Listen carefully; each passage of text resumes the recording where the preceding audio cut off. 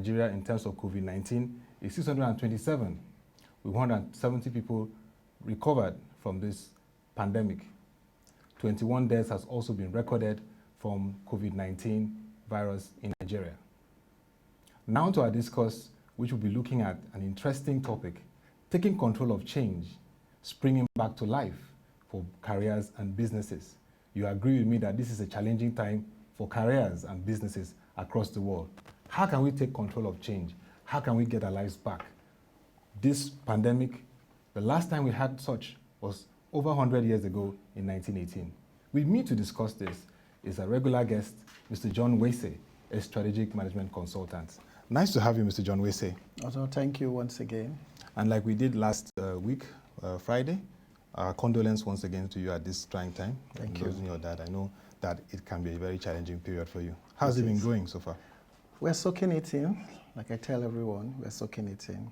But we trust God to see us through this season. Yeah, he has to really come through for us. But before we get to this presentation you have, which is, of course, should be a game changer for us this time, because hope is very important at times like this. We need to get strategy on board. We need to look at how we can get our lives better. Corporations are going through that challenge. Let's look at the growing challenge of managing these lockdowns across the world. In the US, you're seeing protests. People want to get their lives back. You're seeing also these kind of scenarios in the UK, concerns of when the restrictions will be lifted. Ghana has just done that, and like you said several weeks ago, they are doing well when it comes to the tests. They have over 60,000 tests. Nigeria is still trying to get to about 10,000. How do you assess the management of this process in Nigeria at this point? What needs to be done to really scale issues like tests? And then when we come to the end of this phase of the lockdown, the big decision between extending it again or looking at easing the restrictions. Otto, thank you. Again, let's first of all thank all of our medical personnel. Yes, we appreciate that their are efforts. At the forefront of helping to combat this pandemic. It is not easy. You are fighting an enemy you do not know. You are fighting an enemy you are still yet to understand your defensive tactics towards it. So the best we could do is what? Stay at home. Maintain social distance. You get the point? So we want to thank every one of our viewers, every one of our citizens, our frontline people for what you are doing. Now to come back to your question. The agitation of citizens globally, including ours, is not new. The agitation is what you expect. When people have been asked to stay for this long, never in our mind's eye, at least in the last 100 years, for those of us who are alive today, have we imagined that we will stay this long? We are not at war. We are not at physical war. Yeah. So people are hiding and taking cover. But here is a situation, a different kind of war. So people are agitated. That's normal. The pockets of protests that you've seen across is as a result of people not knowing what next to do.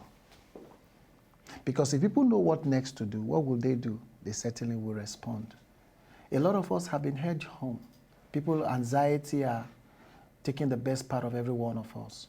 So it is that anxiety. Yes. For example, you've got to pay bills, your mortgage, your rents, your groceries. Now, for people who are on daily payments, that's something else. For organizations who don't even know what the next step is going to look like, they're also apprehensive. So both from a personal and a corporate perspective, everybody is apprehensive. Because you didn't see corporations coming out and protesting doesn't mean they are not. These corporations, by the way, are living organisms. They are run by human beings. Yeah. Yes or no? So the anxiety level is there. What the government should do, which we've always said, and I heard somebody also rehashing that in one of the conversations. Channels. Yes. Engagement. Engagement. The government, through all its appropriate channels, all the communication channels that we have today, radio, TV, social media, okay, and through town criers, you need to reach out to the citizens to that's their concern. And they need to be hearing the victories that we are having. Now, what's the ratio of death to recoveries? What's the ratio of confirmed to those who are on very serious case? What's the ratio of tests to confirmed? You get my point. Yeah. What does that tell us? If we've done over 7,000 tests, and we are saying today we have how much? 627 or 629 confirmed. Yes, yeah. That's some number that is interesting. However, as we increase our testing capabilities, okay, what happens? We are seeing these numbers, and those numbers are interesting. Those that are in severe case, how many are they? All right, there's a difference between confirmed and those who are active. Active cases. Active and then cases. Severe cases. And then showing signs of recovery. Showing signs of recovery. You get my point? So they should give us those people who are showing signs of recovery. There is a way data does to you. So in government, NCDC is doing great, but they need to change this narrative to inspire hope, to inspire trust. That is not gloom. That is not dark gloom. Completely. Thank you. That is not dark completely. That we are within the ambit of resources that we have, we are doing our best. And here is a data to show that we are doing our best. We may not be doing tests as much as we will desire because of the equipment and the reagents or the resources that we require to do that. One, two, because of the number of personnel that have now been skilled or trained to be able to do this. But from the little that we have done and the stay-at-home order that we have exercised as citizens and corporations, you get the point? Yeah. Here is the result that we have. You see, the engagement must show improvement. And we are making some improvement. But somebody will say, oh, but the numbers are increasing. Yes, the numbers are increasing, but the number of confirmed cases is not increasing at the rate that some of us had initially shown concern. Even international agencies had even projected at this point. That is for now. For now, yes. You get the point? Yeah. So with the little that we've done, which is why we are pleading with people, if you know any friend, any relative, any neighbor that you know is exhibiting these signs, please call the NCDC or the nearest contact in your state. That this will post in subsequent editions, we'll post the hotlines. Very important. To get it so that they can always reach out. Yes, we should do that. We should do that. And then before we get to your presentation, communication, you said, today in our sessions in the Economy and Politics discourse, even the market review, it was emphasized again, communication, connecting with the people. I know that the government, we have the COVID-19 task force giving daily briefing. We have the NCDC giving updates. What new strategy can be deployed in terms of this communication that connects, particularly with the young population? Our demography is dominated by young people. Well, I've seen a few, thank you, Otto. I've seen some, I've tried to scan across the different media, communication platforms to see what the government is doing, both federal and states. We've not heard what the local governments are doing. Maybe they are. In one of our conversations, we had talked about the visibility of the local governments. Yes. This is very important. We've also seen some corporate individuals also sponsoring short ads, adverts, and things like that. You get the point. And by the way, at WebTV too, we are available to support corporate organizations during this session, so that they can understand that as part of your support, as part of your engagement, to creating awareness, impacts of COVID and mitigating this risk. The younger population, I think the government should not stop. They should use all these channels. SMS, I don't know about you. I have phones, my phone's line that I have. I get SMS from the networks. Yes. How many people get? In all the languages. You see, they shouldn't just send those SMSs in English. They should also send it in Yoruba, send it in Hausa, send it in Ijo, send it in Igbo, send it in, the major languages. Okay?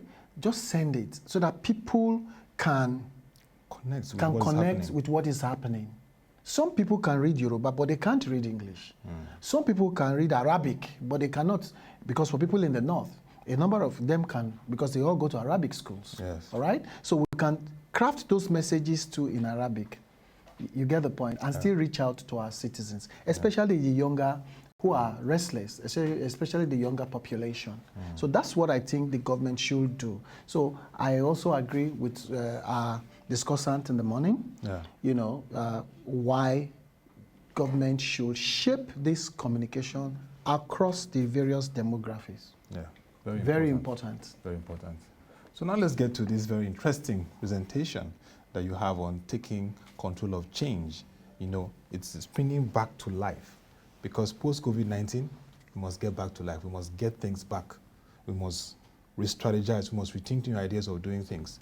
Businesses, even our faith, engagements, even social issues, even family. So I'd like you now to take us through this interesting presentation, Mr. John Wesey. Thank you, Otto. A brief background before you go into this. Well, you find out that we've done 1 week of the 2-week extension. Yeah. We're on the next lap. Yeah. And everybody is concerned. So what is going to happen? So everybody is panicking to say, oh, what is going to happen to us, as the case may be? Nothing. It will still be day and night. Day and night. However, as we get towards the end of this 2nd week, anxiety begins to come towards you and I.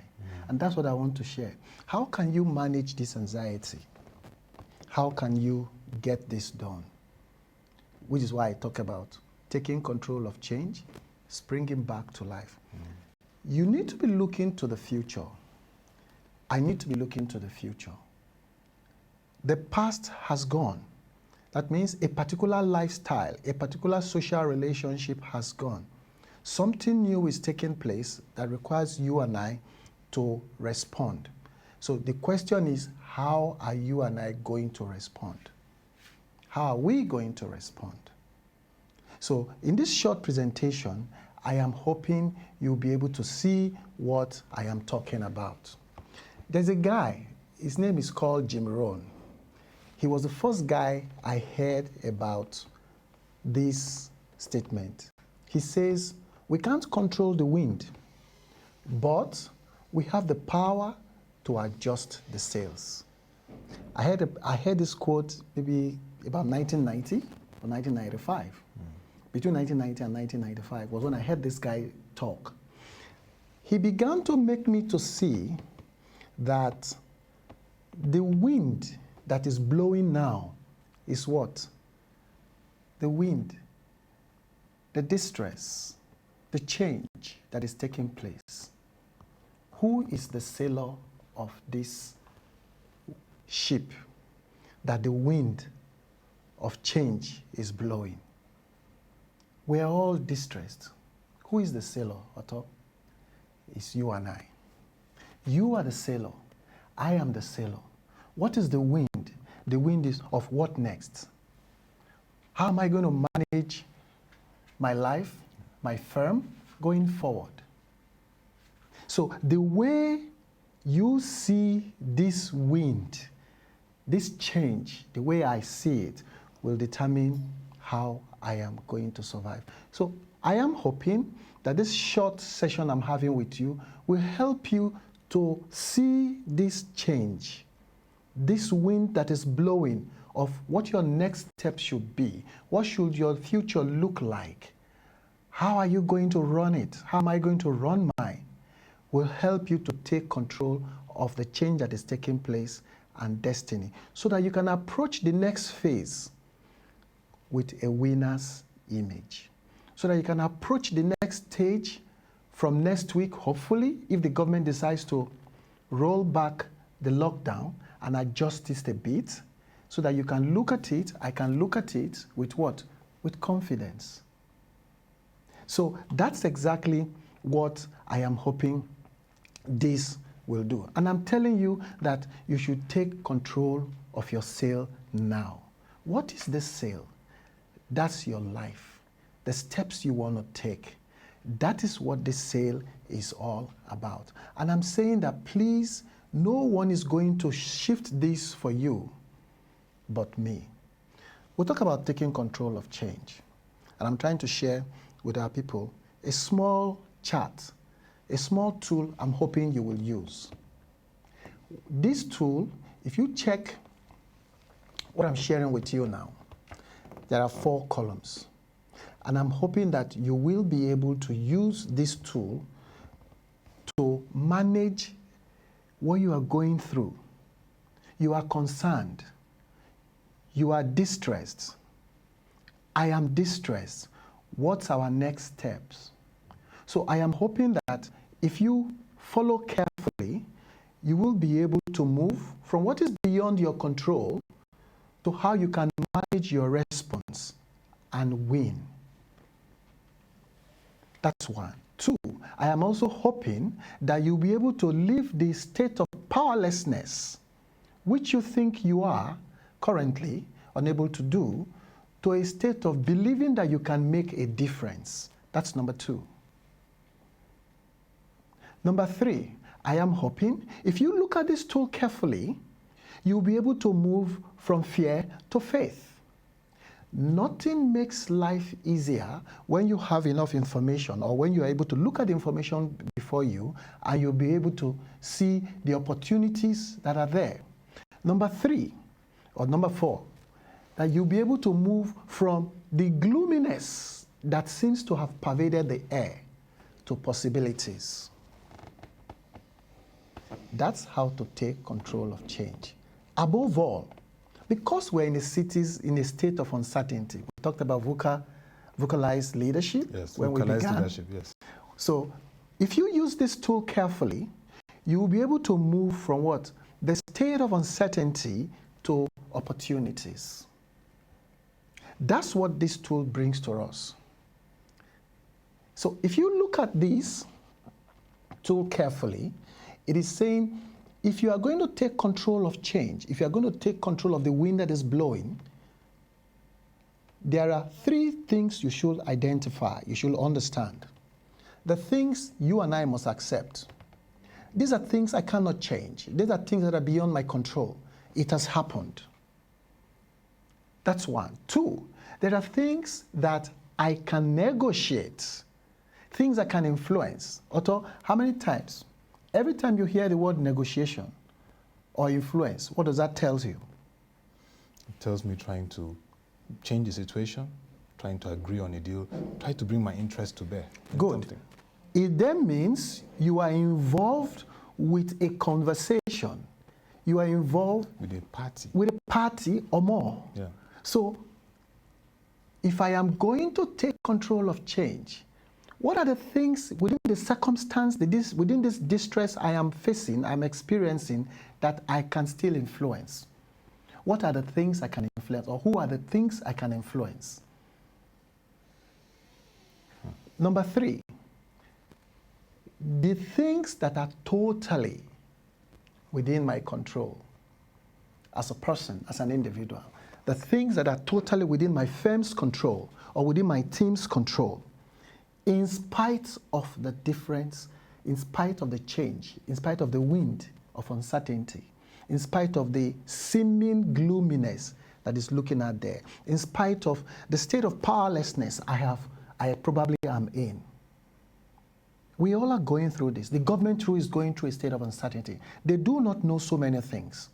So if you see them stalling, if I see them stalling, I shouldn't be afraid. I shouldn't be concerned, because we're all learning as we are going. We're all learning as we are going. But I'm hoping that if you look at this tool carefully, you will be able to use that. Now, by the time you understand the things that are totally within your control, or within your firm's control, or within your team's control, you will be able to design appropriate next steps that will help you to manage this change that is taking place globally. Let me talk to you first. I'm going to take this in 2 parts. So today I just want to focus on you, the individual. For example, let me share a shopping list of what some of us might be going through.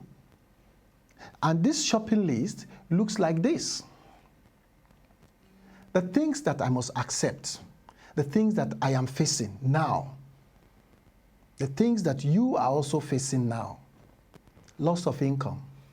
Some of you, you've not earned income. Loss of a loved one. Change of government or the CEO of a firm.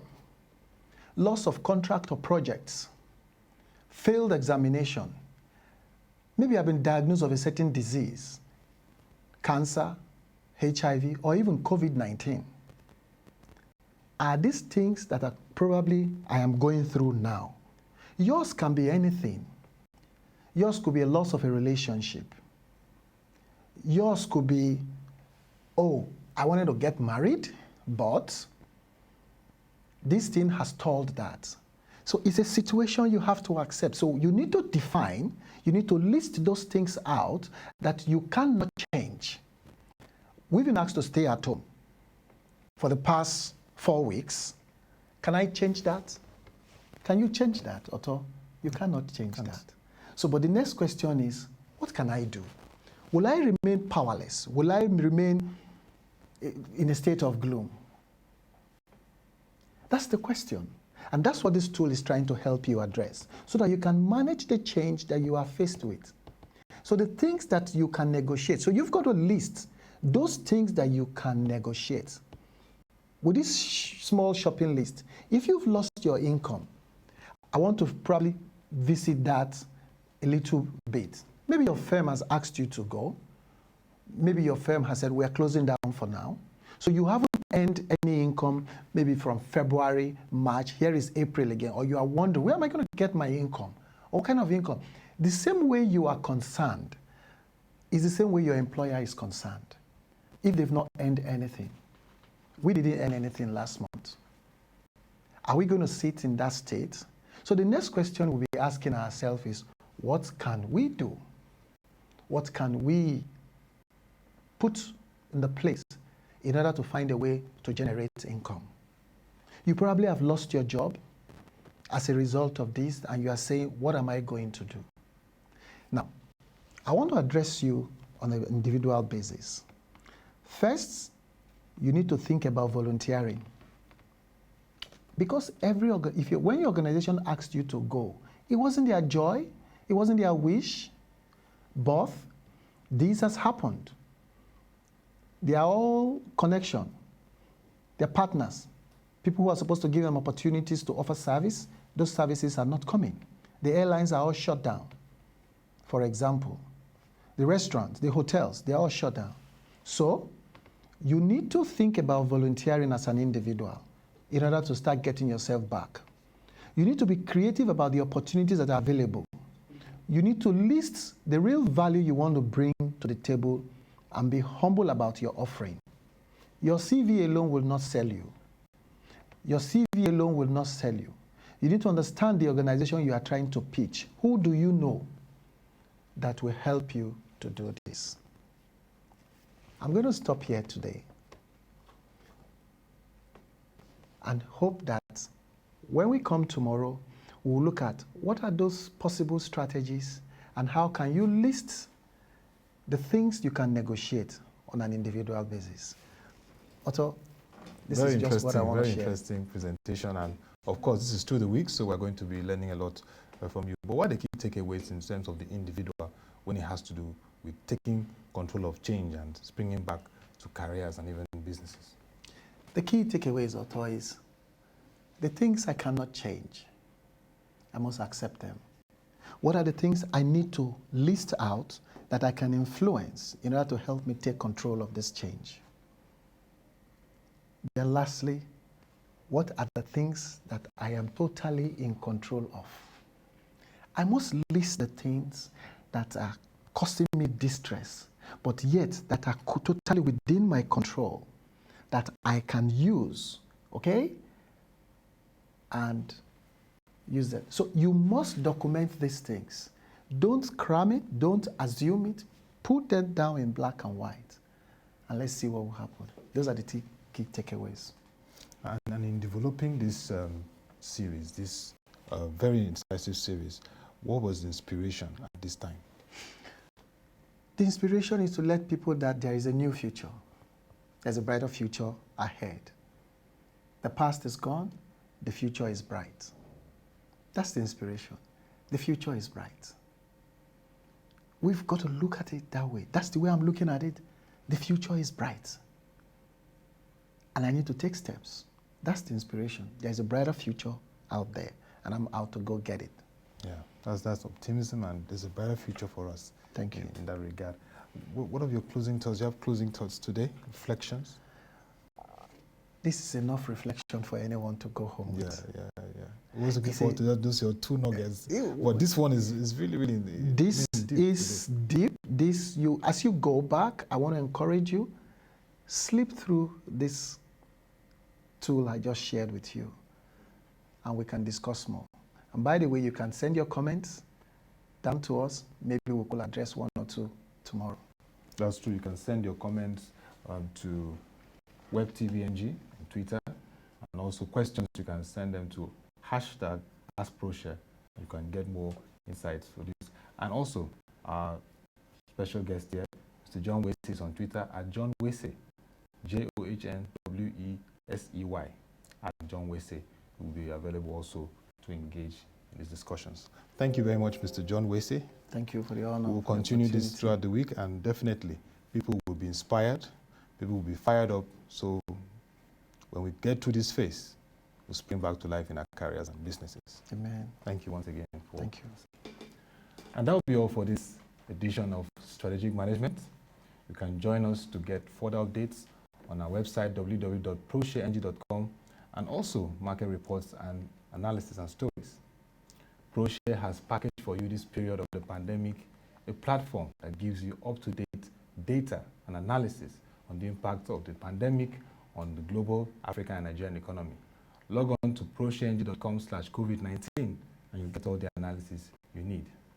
Also join us this evening by 6 p.m. for our live stream of The Human Angle. We bring you stories around this pandemic, around finance, and how it's affecting humans in this period. Till we come your way again, thank you for watching.